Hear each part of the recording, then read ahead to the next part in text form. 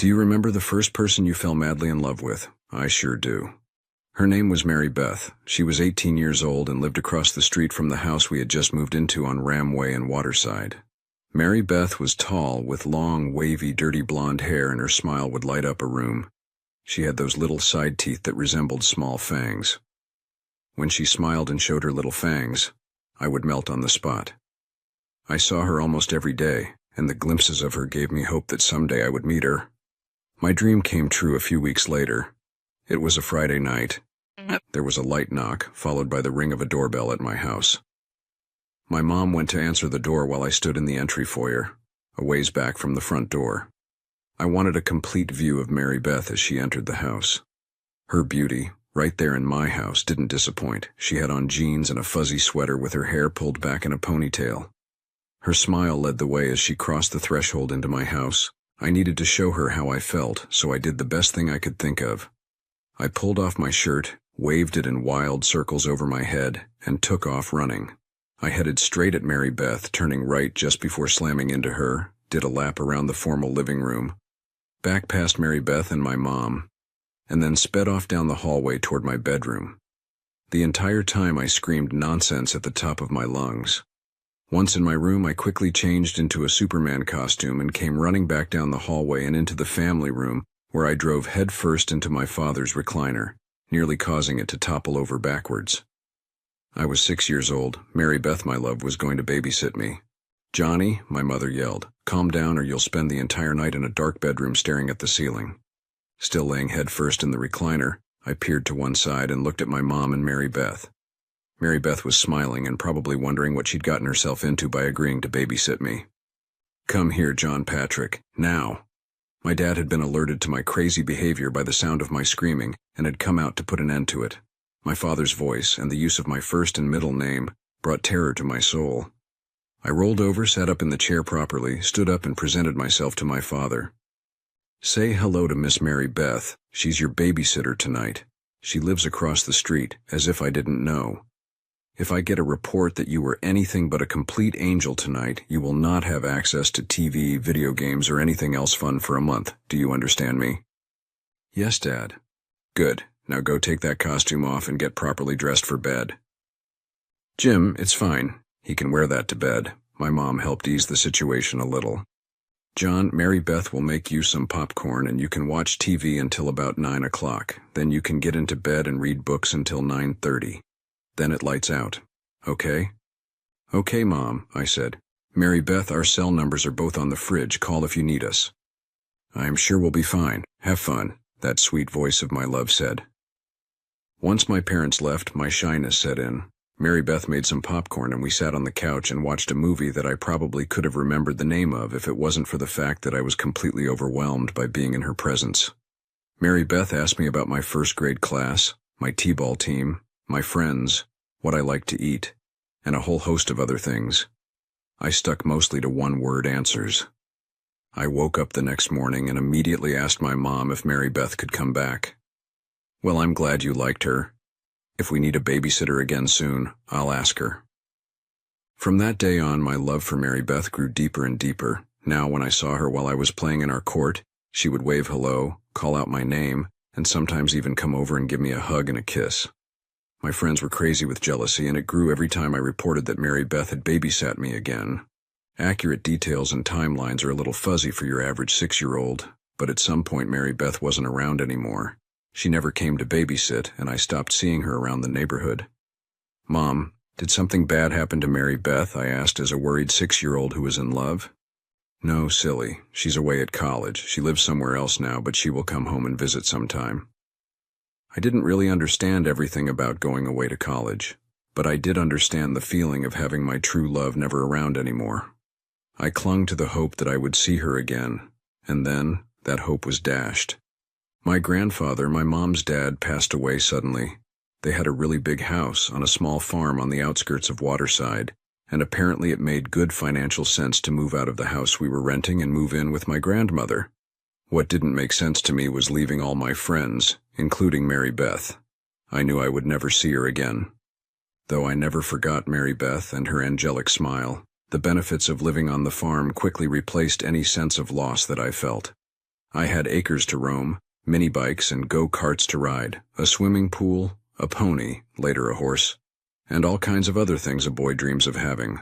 I was able to get my driver's license the day I turned 16, and I guess because of all the money we saved on rent, my parents surprised me with a very cool four-wheel drive Jeep with a top that would come off during the hot weather.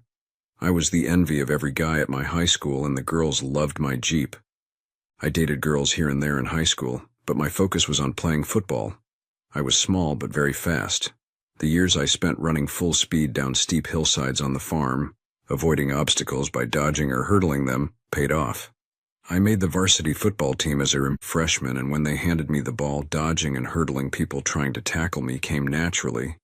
I started breaking school records as a running back, and then started breaking sectional and state records. My mom and dad made sure football came second to my schoolwork, and my grades were as good as the number of touchdowns I scored. Neither my father nor my mother were college educated, so college was something that was never an option for me. I was going no matter what it costs. However, life really changed the day we learned I didn't need to borrow money or work extra jobs to pay to attend school. My excellent grades and football statistics earned me a full-ride scholarship to a small private university. Fortunately, school was only 2 hours away from Waterside, so my mom, dad, and grandmother were able to attend all my home games, screaming for the under 33 from the sidelines. College brought a wide variety of new experiences. The classes were a lot tougher. The other football players were a lot bigger, and the women were a lot hotter.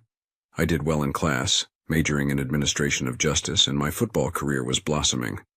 We weren't a good team, but I received a lot of playing time and racked up great statistics. I also did very well with women, one in particular. I met Tiffany in a study group for a science class, and we hit it off immediately. I was 5'9" and a stout 190 pounds, which towered over Tiffany, who was 5 tall on a good day, and had a nice figure at 120 pounds. She had long, wavy, dark hair that came from being half Latina. Outside of class, I was buried in football practice, team meetings, and games. She was the youngest of 5 kids and was the only girl. She understood football as well as any guy I knew. Tiffany loved coming to our games, most of the time volunteering as a water girl on the sidelines so we could be that much closer to each other. Other than occasionally getting away for coffee or a quick meal together, we spent the first few months of our relationship without really being able to spend a lot of time together, but we were a perfect match for each other. Tiffany lived a few states away, and so she decided not to go home for the Thanksgiving holiday. Instead, my parents said she was welcome to come home with me, and her parents were delighted she had a place to go. We left after class the day before Thanksgiving. The 2-hour Jeep ride to my parents was the most time we'd ever spent together. We talked nonstop about our lives growing up. We kept asking each other questions back and forth, deepening the intimacy of our connection. In a somewhat awkward moment, we were both relieved to learn that we were both 18-year-old virgins. That revelation led Tiffany to ask me, "So, John, who was the first girl you fell in love with?" "Besides you," I slyly replied, "and that's very sweet. But seriously, who was she?" I told her the story about Mary Beth. When she stopped laughing uncontrollably at my story, she told me a story about being in love with one of her older brother's best friends. The age difference was similar to Mary Beth and I. "Have you ever tried to find Mary Beth now that you're older?" Tiffany asked me. "No, why? She would be 30 years old now." "Just curious," she said. "I saw my brother's friend right before I left for college. He came into town to visit his parents, who still live in our town." "Oh, that's cool. Was it weird to see him again?" Tiffany got very quiet. "Do you promise not to get mad?" "Mad at what?" "What I'm about to tell you." "How would I know?" "I don't know what you're going to tell me." "Promise anyway." "Okay, I promise," I said, a little confused. I kissed him. "Really? How'd that happen?" "You promise you won't get mad?" "Why should I? It's not like we knew each other then." My brother had a bunch of his old friends over to my parents for a big pool party. I had just turned 18, and because I was about to go away to college, my brother allowed me to attend, drink a little, and have fun as long as I didn't leave the house. I saw Rick at the party, and it was like I was 6 years old again, only this time I figured he might notice me all grown up. "Oh, I'm sure he'd notice," I laughed. I put some shorts on over my bikini bottoms, but didn't cover up the top, and went out to join everyone around the pool for the party. I kept catching him glancing my way, so I kept smiling at him.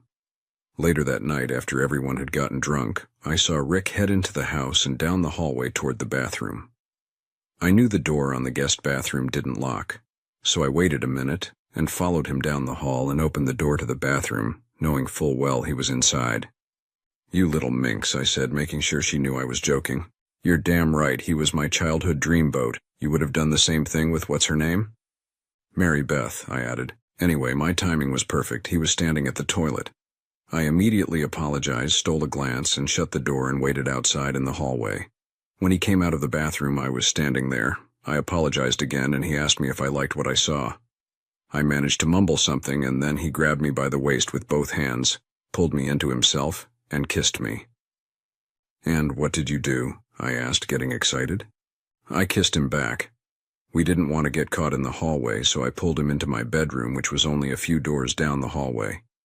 We locked the door and started to make out. But later we got scared someone would come down the hallway, so we headed back out to the party. "Wow, that's wild," I said as I eased the Jeep off the side of the road out in the country a few miles from my parents. "What are you doing? Are you mad?" Tiffany asked. "And mad? No, come here. I wish I could say it was on a king-size bed in some posh beachfront resort. And I wish I could say it lasted hours. It lasted a few minutes. If you had given each of us a lie detector test at that very point in time, we'd both say it was more of a wham-bam moment than romantic lovemaking, and we would both also say that she was thinking of Rick, and I was thinking of Mary Beth. Our college romance lasted 3.5 years.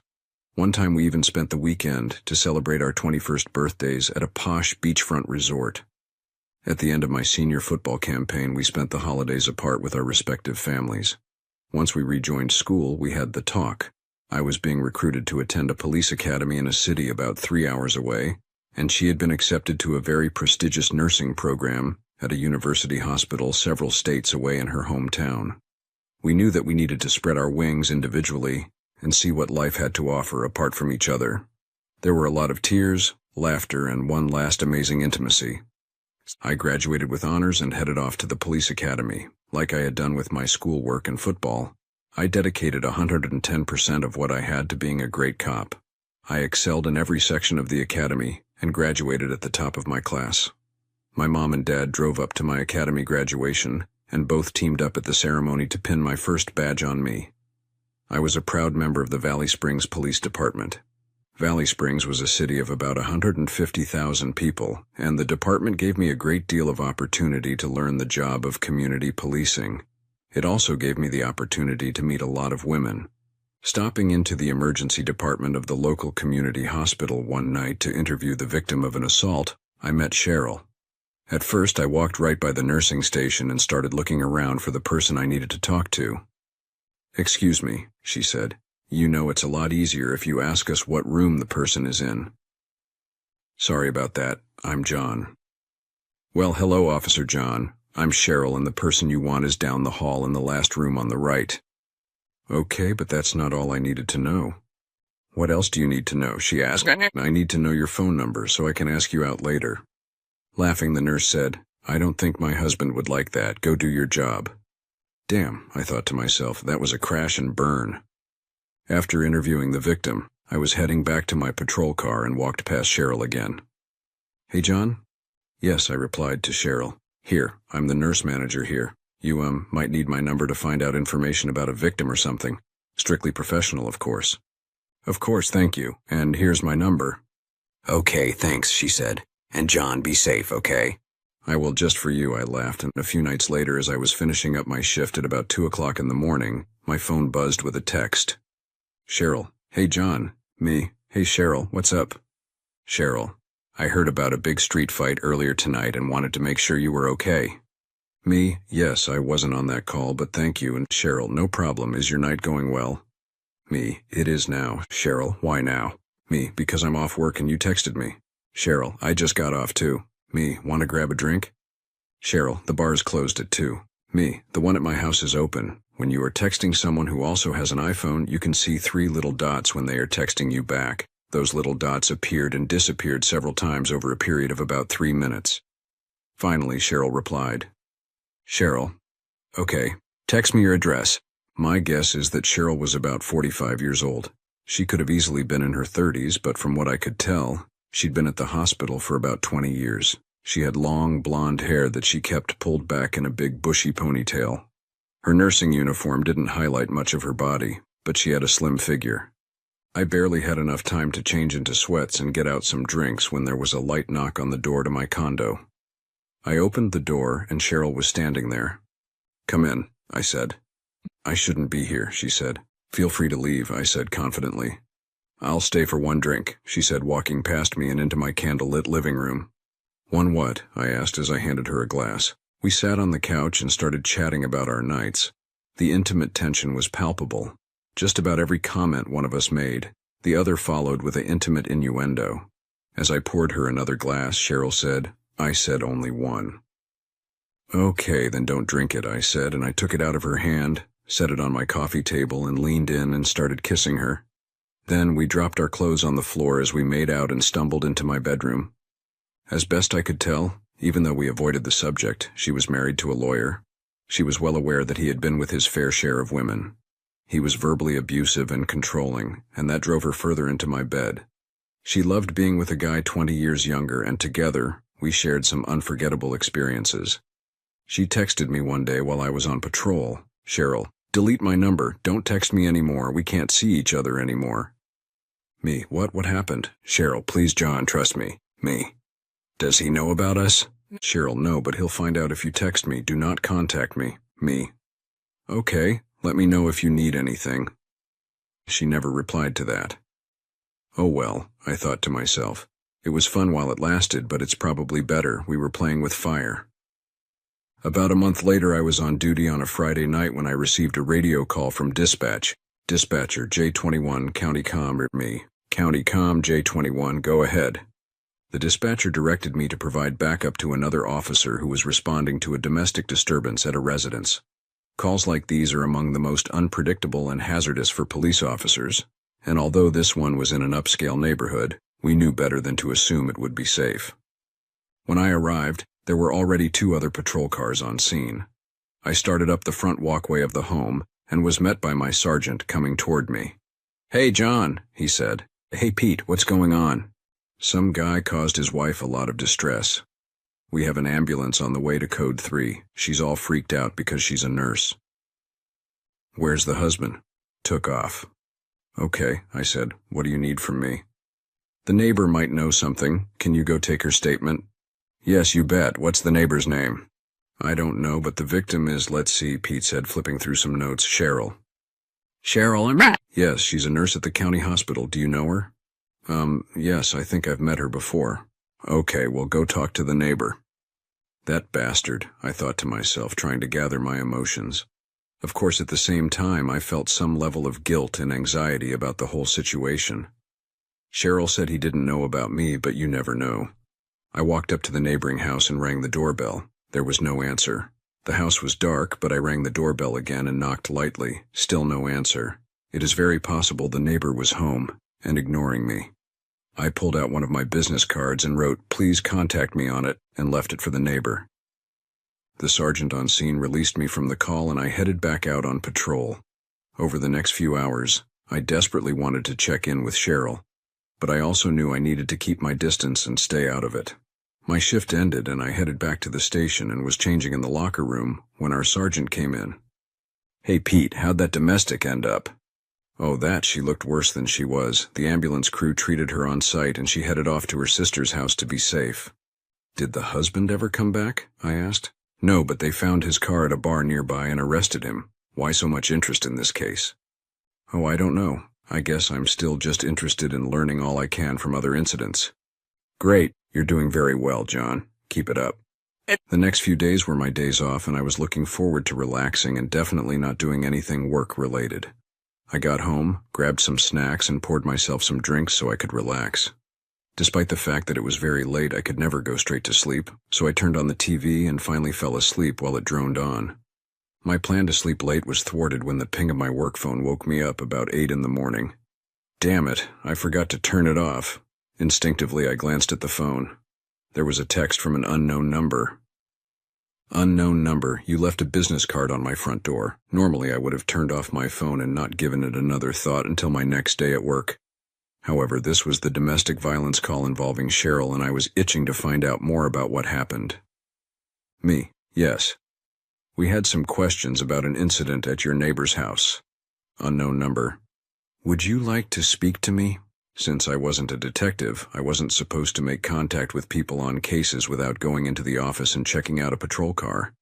However, this was a pretty open and shut case, and my desire to speak to this person was more out of my curiosity about Cheryl. Me, yes, may I come by today? Unknown number, sure, can you come by about 5? Now this was starting to become a real hassle. I had a date I was supposed to meet at 6. This conversation couldn't take any more than a few minutes, so I could do it on my way to meet Tina. My date. Me, yes. I'll be there right at 5. Who do I ask for? Unknown number, I am the only one that lives here. My name is Mary. Me, okay, see you then. I relaxed around the house all day, ran a few errands, and caught up on a little paperwork. About 4 o'clock I showered and shaved and dressed for my date. Tina was a really hot babe my age that worked at my bank. She always dressed to the nines at work, and we were meeting at a very nice restaurant, so I thought I'd better kick it up a notch. I ironed some slacks and a dress shirt and threw on a sport coat. That last little bit was also to conceal the service weapon I would carry to meet with Mary. Like a lot of cops who were young and still single, I drove a pretty nice car. My 2017 Corvette Z06 was jet black and sat exactly the number of people I would ever allow in my car. 2. I whipped it out of the parking lot at my condo complex and headed off to meet with Mary. I arrived, as planned, about 15 minutes early and drove through the neighborhood a few times. Our city was relatively safe, but you never went into a meeting like this without some basic surveillance. I noticed Cheryl's car was not at her home. I walked up the front path to Mary's house and rang the doorbell. I heard a female voice yell, "Be right there," so waiting 2 or 3 minutes wasn't a problem. When the door opened, I was pleasantly surprised. Mary looked a bit older and was definitely not hard on the eyes. She had short, sporty dark hair and was dressed in a mid-thigh length, casual skirt and a loose-fitting blouse. Her legs were tan as hell, and even though her shirt was loose, it was obvious she had a nice rack. "Hello, I'm John, Valley Springs PD," I said, presenting my badge as proof of my ID. "I know who you are," Mary said without even the hint of a smile. "Well, okay then. I guess we're grumpy," I thought to myself. "May I have a few minutes of your time?" I asked out loud. "Please come in," Mary said, leading me into her family room. "Can I get you a drink?" "Some water would be great." "Nothing stronger?" "Sorry, ma'am, I'm on duty." "You are? Well, you dress very nice and drive an amazing police car," Mary said, laughing from the kitchen. "Oh, well, I'm here on official business." "Okay, suit yourself. I'm going to enjoy some drinks. Feel free, ma'am." As Mary retrieved a bottle of water for me and a glass for herself, she said, "Could we drop the ma'am crap? It makes me feel old." "Sorry about that, Mary. It's a habit, so tell me what you know about the situation with your neighbors." "Well, I just moved in a couple months ago. The husband is a bastard who always complains about my dog, which is the size of a loaf of bread, and his wife never said more than a polite hello." "Did you ever hear them fight?" "Nope, not at all. It was always quiet over there." At this point, I was completely confused as to why I was here. This Mary woman didn't seem to know any more than I did. In fact, she knew less. I figured I would ask a few more questions and then leave and meet Tina with time to spare. "Did you ever hear any of your other neighbors talk about them?" "People mentioned that he had a bit of a rough reputation in the neighborhood, but there was nothing criminal. And as for her, I honestly don't remember people saying much. One person said she was a nurse." "Okay. Do you know why my sergeant seemed to think you knew something?" "I don't. I just found your card and it piqued my interest, so I texted you." "My business card piqued your interest? How so?" "You grew up in the town of Waterside, on Ram Way for a little while, didn't you?" Mary asked. "Mary, people like me get a little weird when strangers know a lot about us. Why don't you tell me where you got that information and why you texted me?" With that, Mary lightened up a little and smiled from ear to ear.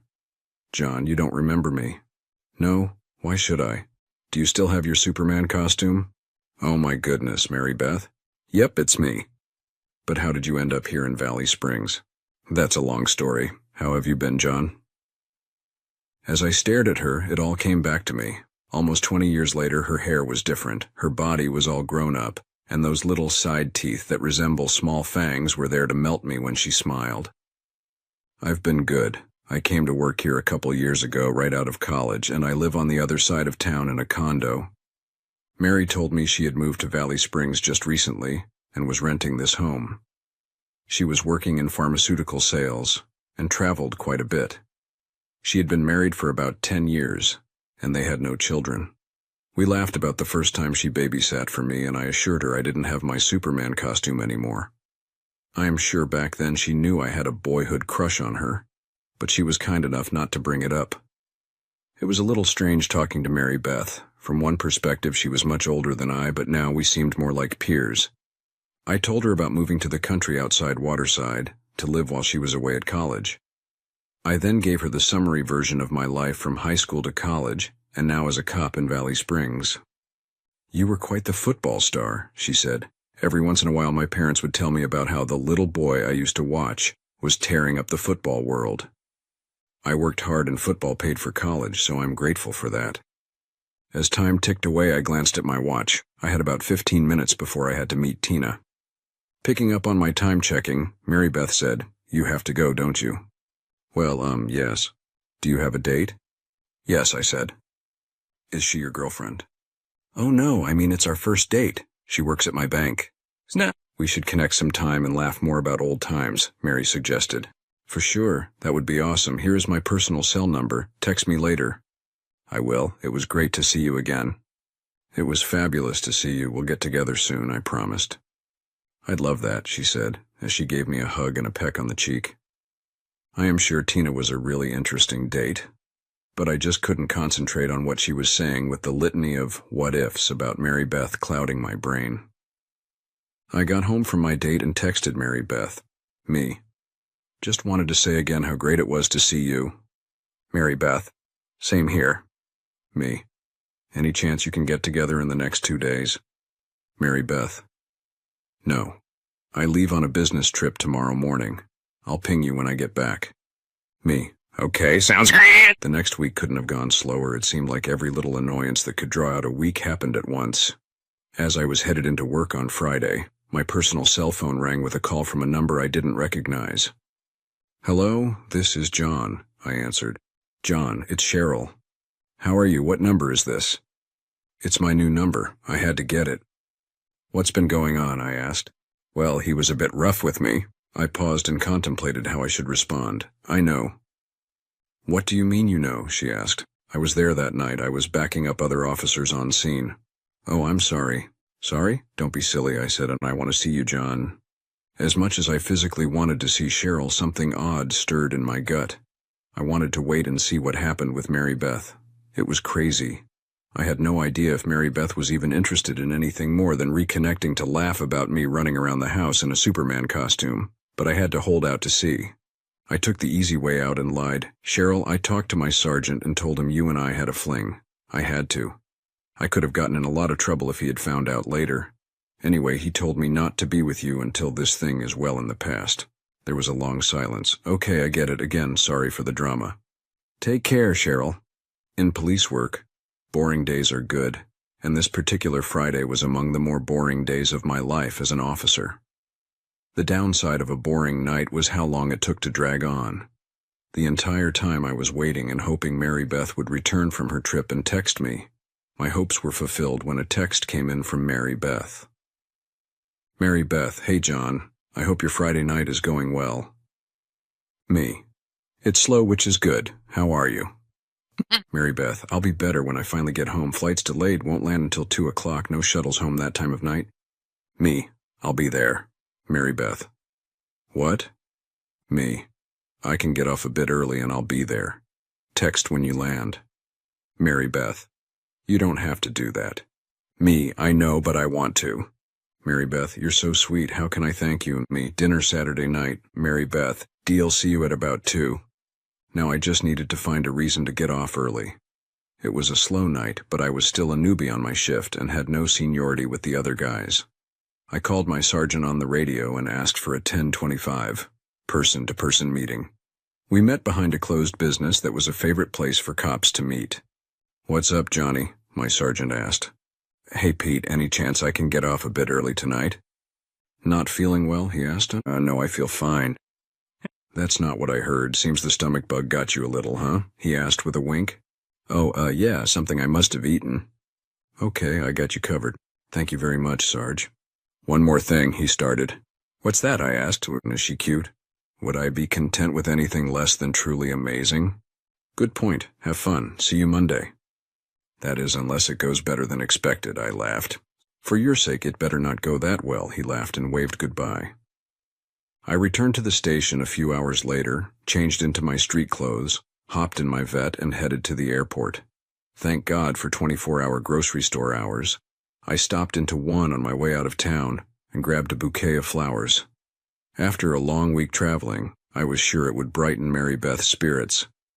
Just as I was exiting the freeway at the airport, she texted me and said the plane had just landed and she'd be out at the curb.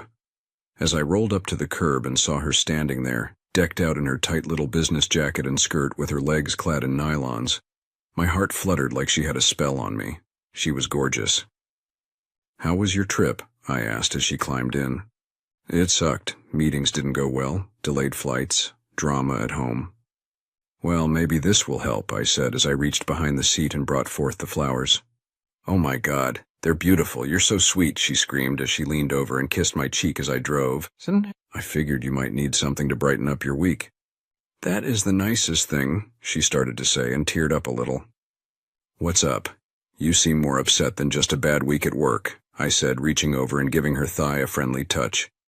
She put her hand on mine, so I left it there on her thigh. Touching her like that made my heart start to race. "I don't want to bug you with my drama," she said. "How about if I say it wouldn't bug me?" "It's just my ex. He's crazy. When I started to travel a lot with my new position, he got really paranoid and was convinced I was sleeping around.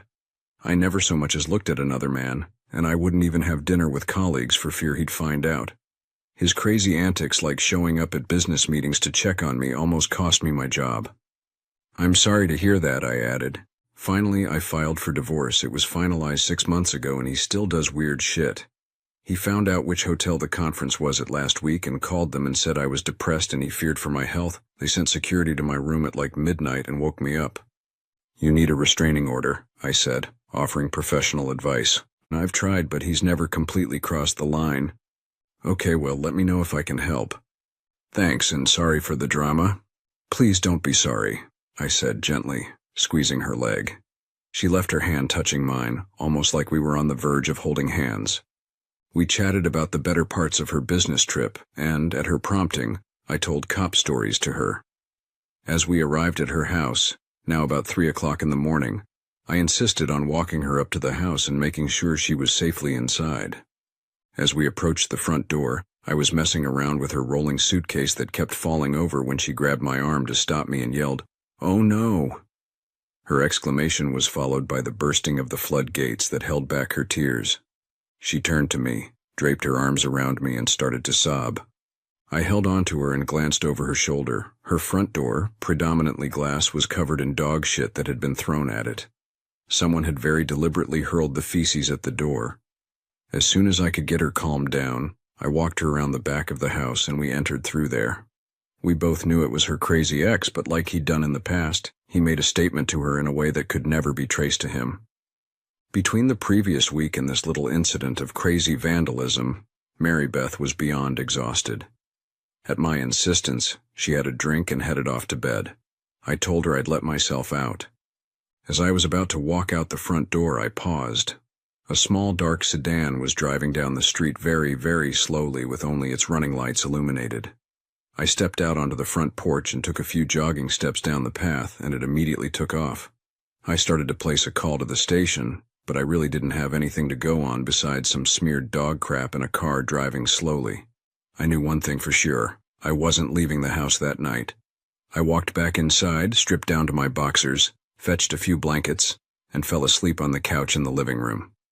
I woke up at about 8 o'clock in the morning as I was used to not getting much sleep. I threw my jeans back on and headed out to the front yard to look around for any incriminating evidence I could find that her ex had done this. Finding nothing, I grabbed a hose, some paper towels, cleaner, and scrubbed off the mess. I knew Mary Beth would sleep for a while, and I remembered seeing a bakery at a nearby strip mall, so I headed there and picked up some fresh pastries and returned to the house.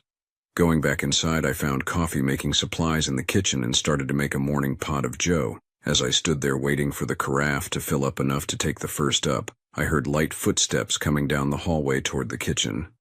Mary Beth came in and said in a half-asleep voice, "What are you still doing here?" I didn't want to scare her with the news of the car, so I answered, "Well, it seemed easier to sleep for a bit and get up and clean up the dog crap than have to go home and come back." "Wait, so you cleaned up the dog crap off the front door?" "Yes, I also made coffee and got some fresh pastries to go with it." She looked at me, flashed that smile of hers, walked over and embraced me in a big hug. Mary Beth was wearing a very short silky robe, and as she hugged me it felt obvious she didn't have anything underneath. I awkwardly put my arms around her, not wanting to touch her in the wrong way, and hugged her back. As she stepped away from me, she said, "Maybe you really are Superman." We each flipped through email and the daily news on our phones as we sipped our coffee and ate our pastries. Knowing she had plenty to do, I finally excused myself. "Well, I should probably head home and get some things done around my place." "What time are you coming back?" she asked. "And am I coming back?"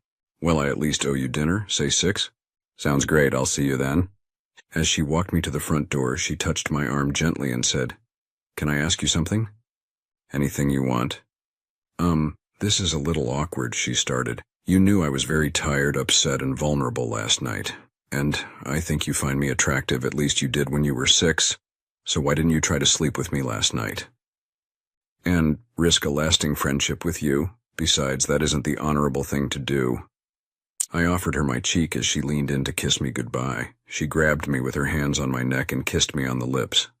Holding it there for a few seconds, she finally let me go and said, "See you tonight, Superman." There is no heaven higher than the way I felt the rest of that day. You could have given me just about any news that day and I would have been like, "Who cares?" She kissed me. About 2 o'clock that afternoon, in order to avoid yawning my way through our dinner, I laid down for a nap. I was awakened about 4 with a text from Mary Beth. "Mary Beth, which dress should I wear?" Attached to the text were 2 photos of dresses lying on her bed. One was a blue crewneck dress that appeared to be about knee length. The other was a much shorter black cocktail dress that had a deep V-neck front. Now the dilemma. Which was the right answer? I did what any smart male would do, and I texted, "Whichever you like the best." She wouldn't stand for that kind of political correctness. "Mary Beth, which one would you rather see me in?" "Me, the black one." "Mary Beth, good answer. See you at 6. I went back and stared at the photo of the dress. I couldn't believe I was going to see Mary Beth in that dress. I showered and shaved and dressed in some nice pants and a dress shirt and covered it with my sport coat. I headed over to Mary Beth's in my Corvette, and as I approached the front door, she came out in her angelic beauty. I was stunned. Her hair was perfect, and the dress left very little to the imagination, as her ample cleavage was easily on display. Her long legs were smooth and moved with grace as she came down the front steps. This was truly the most beautiful I'd ever seen. I offered my arm and walked her to my car and helped her inside. As we pulled away from the curb, Mary Beth said, "I have one rule for our night out." "Okay, what's that?" "We have talked enough about 6-year-old little John, whom I babysat. Tonight, and from now on, we are John and Mary Beth, adults out on a date." "A date?" I asked with a laugh. "At the very least a date," she said as she placed her hand on my thigh.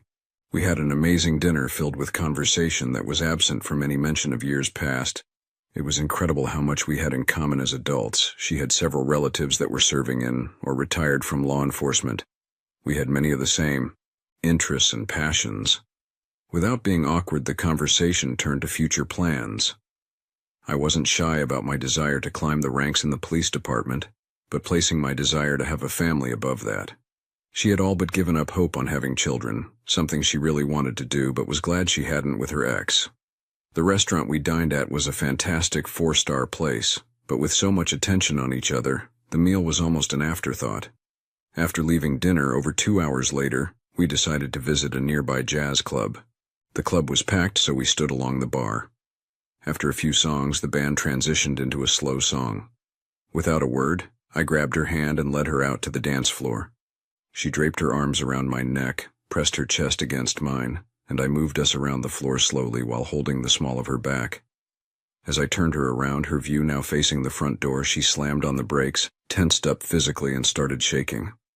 "Oh my God, he's here," she whispered in my ear. "What? Who's here?" "My ex. Oh God, no, John, he's right there at the entrance. Just relax, you're with me." Still shaking, she said, "I'm so sorry. Please don't hold this against me. He's crazy." "Mary Beth, I can see that. Just take my hand and we'll leave. He's not stupid enough to try something." I took her hand and started for the door. Apparently I was wrong about his level of stupidity. As we walked past him and were fully out the door, trying to pretend he didn't exist, he caught up to her, grabbed her by the arm, and spun her around and out of my grip. "Hey there, is this your friend? Just curious." "Shut up," she screamed. Jumping into the situation verbally, I said, "Listen, I'm going to pretend I didn't hear that. Let go of her arm and step away now."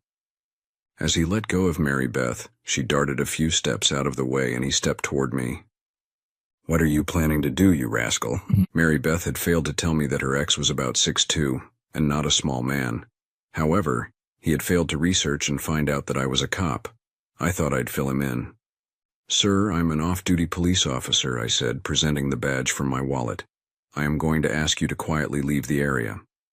"Oh, so you think I'll just run away because you're a cop," he said. Noticing at this point that a small crowd had gathered and more than one person was videoing the incident, I replied, "No, I wanted you to know who I was, so that you could make a wise decision not to do anything stupid by assaulting a police officer who has clearly identified himself." He briefly turned away, then quickly pivoted around, throwing a punch often referred to as a haymaker. But I caught his fist in the palm of my hand like a foul ball at a baseball game, grabbed his wrist, turned it over, and had him face down on the ground faster than I could have told someone to look out. A bystander had already called the police department. A few officers arrived and placed him under arrest. I provided them a brief statement, and several people offered them the video of his assault. As I came out of police mode, I felt someone place a hand gently on my shoulder. I turned around to see Mary Beth standing there with a huge smile on her face. No one has ever stood up to him like that. Well, he's lucky to be taken away in the back seat of a police car and not the back of an ambulance. "Well, Superman, can we go now?" As we walked back to my car, I noticed the same small dark sedan that had driven by her house the night before. I didn't say a word. As I opened the car door for Mary Beth, she leaned in and kissed me. This time I didn't let it stop at one kiss. Our mouths came together in a passionate exchange 2 or 3 times before I shut the door and joined her in my car. "Where would you like to go to Miss Lane?" I asked, staying within the Superman context. "Wherever you want to take me. I want to take you home and make sure you never leave."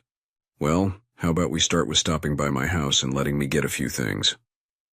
We arrived at her house and took longer than expected to cover the path leading to her front door, stopping a few times for a romantic interlude. Once inside, she darted off toward her bedroom. "How long am I packing for?" she called back to me. "As long as you want." As I was waiting for her to pack, my phone buzzed with a text from Cheryl's new number. "Cheryl, I see you met my neighbor while you were here the other night." Me, actually I've known her since I was 6. It's a long story, but she was my babysitter.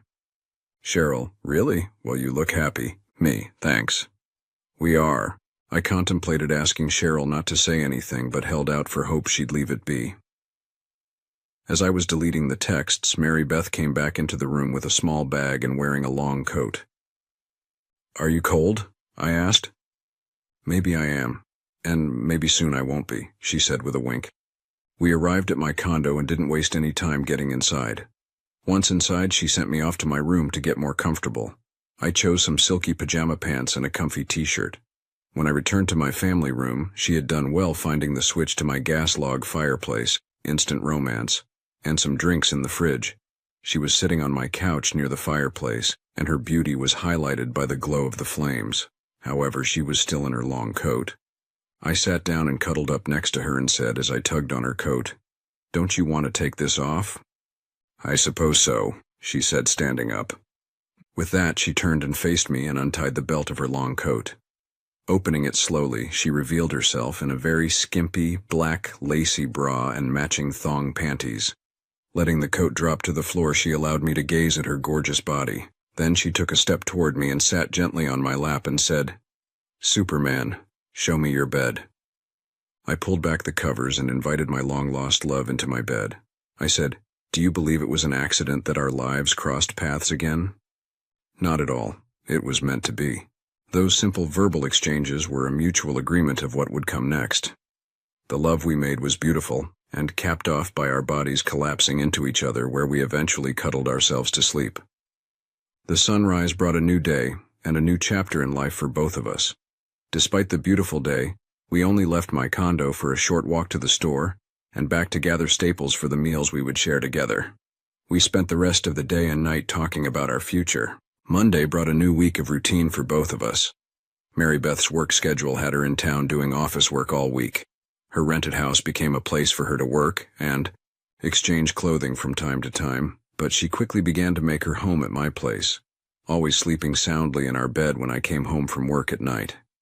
The following Saturday morning, I was up earlier than usual making coffee when a sleepy-eyed Mary Beth came into the kitchen wearing nothing but one of my t-shirts. She sauntered up to me and reached for my lips. "Not now, I need you to pack an overnight bag." "Oh, are we going somewhere?" she asked. "And yes, it's a surprise." Within the hour, we were packed in the car and headed down the road. She was curious and excited about our destination, but no amount of prodding could get me to tell her about my plan. About 2 hours outside of town, we drove up a winding mountain road to a gravel turnoff. I gingerly guided my Corvette down the primitive road to the cozy, one-bedroom cabin perched on the knoll of a hillside. "Where are we? Whose place is this, or where?" "You will find out in due time." The cabin, despite its simple appearance from the outside, was luxurious. Inside was a bedroom that had a comfy, king-size, 4-poster bed. The bedroom was oddly accompanied by a small washroom, complete with only a very basic shower, which could be explained by completing the tour of the cabin. There was a gourmet kitchen with an eat-at bar, a lovely family room with an antique wood-burning stove, and a sliding glass door leading out to a large patio and deck. The deck cantilevered out over a hillside. They had an expansive view of a remote wooded valley with a lake at the bottom. On the deck was a hot tub and outdoor 2-person shower that shared the same view. No reason to shower in the house when you could do it out here with a breathtaking view. The cabin had a privacy that allowed clothing to be optional 24 hours a day. We put away the supplies I had secretly packed for the weekend and quickly met in each other's arms. "This is amazing," Mary Beth said. "Come with me. I need to start off our weekend at this very special place with a little speech," I said, leading her onto the deck. We sat down on a daybed that was on the deck and faced each other cross-legged. I started my speech with a little family history. This cabin was built by my grandfather many years ago when he found this land while logging. We own about 10 acres on the top of this mountain, and over the years my dad and myself have obviously upgraded it. What makes this place special is that this is where my grandfather and grandmother and my father and mother committed their lives to each other in love.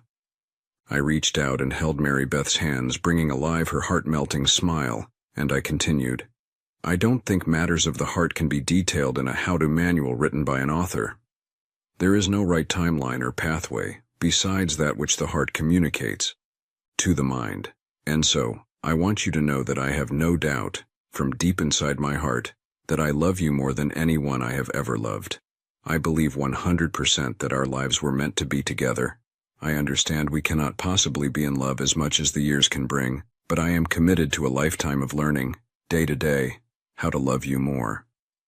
Her simple reply of "I love you too" was all we needed. Our weekend included meal breaks and a Sunday morning walk to the lake, but the bulk of our time was spent enjoying each other's hearts and bodies. Monday morning came with a painful reality. Mary Beth was off to the airport to board a plane that would take her to a week-long conference several states away. Since I didn't have to be at work until the afternoon, I was able to drive her to the airport. We kissed as long as we could at the drop-off curb and then separated with endless waves and blowing of kisses. Life just wouldn't be the same for a week. We regularly checked in via phone calls and texts throughout the week. When Friday approached, she called me in the morning before hopping on her flight to come home. "Hey baby, how's my Superman? I'm terrible without you around, but otherwise good. I can't wait to see you when I get off work tonight. You're coming in tonight, right?" "Yes, I'll land and grab the airport or bus home and be waiting for you in bed." Now I really can't wait to see you, I said. Hey, before I forget, I met a nurse at the trade show that knows you. They had our hometowns listed on our name badges, and when she saw I was from Valley Springs, she told me she had gone to college with someone who now lived in Valley Springs. Really? Who's that? Tiffany. Oh sure, I remember Tiffany. What else did she say? I asked nervously. Laughing, Mary Beth said, she said you guys were quite the item. Yeah, I guess we dated. Still laughing, Mary Beth said, you don't have to be nervous. She beamed with excitement when I called you my boyfriend. Said she knew we were always meant to be together. Relieved, I replied, yes, I told her about you. That is very sweet, baby. Oh, and she's pregnant. Her and her husband Ricky are expecting in a few months. Wow, that's great. Hey, the plane is starting to board. I'll see you soon. Okay, text me when you land. Oh, one more thing. I'm bringing you a little gift. What is it? I asked, and it's a surprise, you'll see. Will I like it? I asked, and you will love it forever. See you soon, and she hung up. I will love it forever, I asked myself. What's that supposed to mean? I trudged through my shift at work while the anticipation of seeing Mary Beth again built with each passing hour. Finally, it was time to go home. I changed in the locker room and headed home quickly. I got home and quietly let myself into my condo to keep from waking up Mary Beth. I could see there was a faint light coming from my room. Easily opening the door, I found her sitting up in bed reading a book. Hey, you're still up. What's up? I asked in a playful whisper. I couldn't sleep until I gave you the present I brought home for you. That's really nice. What is this present? Here, she said, handing me a small package. Open it. Mary Beth jumped up to her knees while I unwrapped it. I carefully removed the tape and paper and slid out a short white stick. Turning it over, I saw the blue plus mark. I practically dove on top of her, engulfing her in a series of hugs and kisses, and said, I can't wait to have a family with you. I love you, Mary Beth.